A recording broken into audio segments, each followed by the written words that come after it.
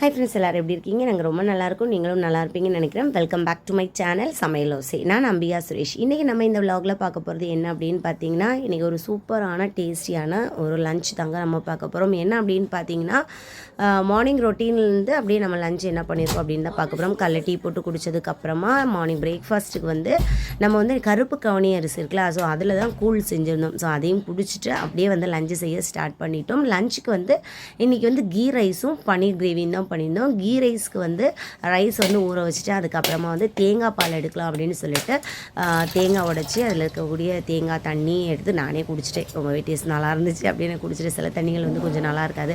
So இந்த தேங்காய் தண்ணி ரொம்ப நல்லா இருந்துச்சு. அப்படியே குடிச்சிட்டு பார்த்திங்கன்னா தேங்காய் வந்து இன்றைக்கி வந்து திருவிலை நம்ம வந்து கட் பண்ணி எடுத்துகிட்டு இதை ஒரு மிக்ஸி ஜாரில் மாற்றி நம்ம வந்து நல்லா கிரைண்ட் பண்ணிவிட்டு எடுத்துக்கலாம்.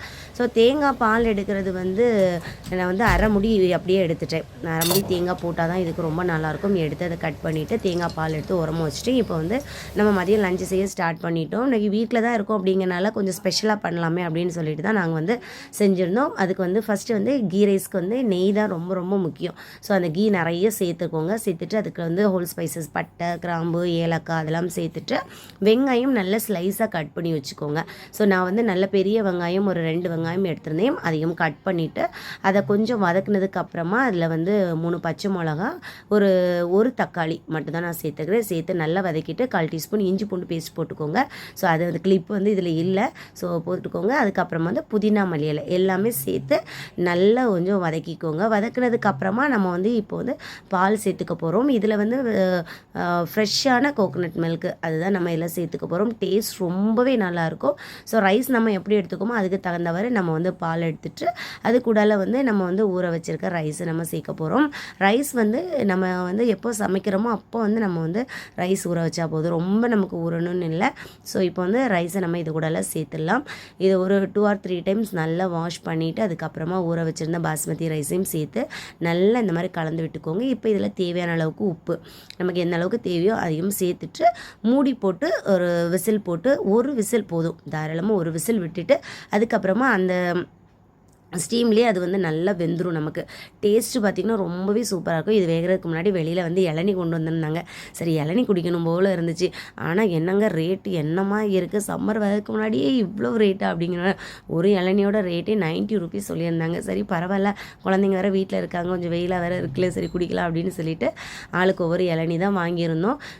ஸோ அவங்களும் குடிச்சிட்டு அதுக்கப்புறமா வந்து உள்ளே வந்து அந்த இளநீர் வந்து நிறைய இல்லை, கொஞ்சம் தான் இருந்துச்சு. ஸோ அதை அவங்களே கட் பண்ணி கொடுத்துட்டாங்க. அதை வந்து அழகாக சாப்பிட்டுட்டு இருந்தோம். முன்னாடிலாம் இந்த இப்போல்லாம் ஸ்பூன் வந்து நம்ம எடுத்துக்கிற முன்னாடிலாம் பார்த்திங்கன்னா இந்த இளநிலையே அந்த ஓடில் வந்து கட் பண்ணி அழகாக ஸ்பூன் மாதிரி கொடுத்துருப்பாங்க. அதில் சாப்பிட்றதுக்கு ரொம்ப சூப்பராக இருக்கும். ஸோ அப்படியே சாப்பிட்டு முடிச்சுட்டு அப்படியே வந்து நான் வந்து இங்கே கிரேவி வைக்க ரெடி பண்ணிவிட்டேன். இப்போ வந்து பேனில் எண்ணெய் சேர்த்ததுக்கப்புறமா சோம்பு போட்டு தாளிச்சிட்டு ஒரு 2 வெங்காயம் ஸ்லைஸாக கட் பண்ணியிருந்தோம். ஸோ அதையும் சேர்த்துட்டு இது வதங்குறதுக்கு தேவையான அளவுக்கு கொஞ்சம் உப்பு போட்டுட்டு இப்போ தக்காளி பார்த்தீங்கன்னா ஒரு 2 தக்காளி அதையும் சேர்த்துட்டு புதினா மல்லி இலை இது, அதுக்கப்புறமா ஒரே ஒரு பச்சை மிளகா அதை 2ஆக உடச்சி நான் சேர்த்துக்கிறேன். சேர்த்துட்டு நல்லா கலந்து விட்டுக்கோங்க. இது நல்லா மிக்ஸ் ஆகி வரட்டும். இந்த பக்கம் நமக்கு வந்து ரைஸும் ரெடியாக இருக்குது. அதுக்கப்புறமா இதில் ஒரு அரை முந்திரியும் சேர்த்து அதையும் வதக்கிட்டு நம்ம இப்போ வந்து ஒரு மூடி போட்டு இதை கொஞ்சம் நம்ம வந்து குக் பண்ணிக்கலாம். அந்த தண்ணியிலே வந்து இது நல்லா வெந்துடும். ஸோ வெந்து வந்ததுக்கு அப்புறமா இதை வந்து ஒரு மிக்ஸி ஜாரில் மாற்றிட்டு நம்ம அரைச்சி எடுத்துக்கலாம்.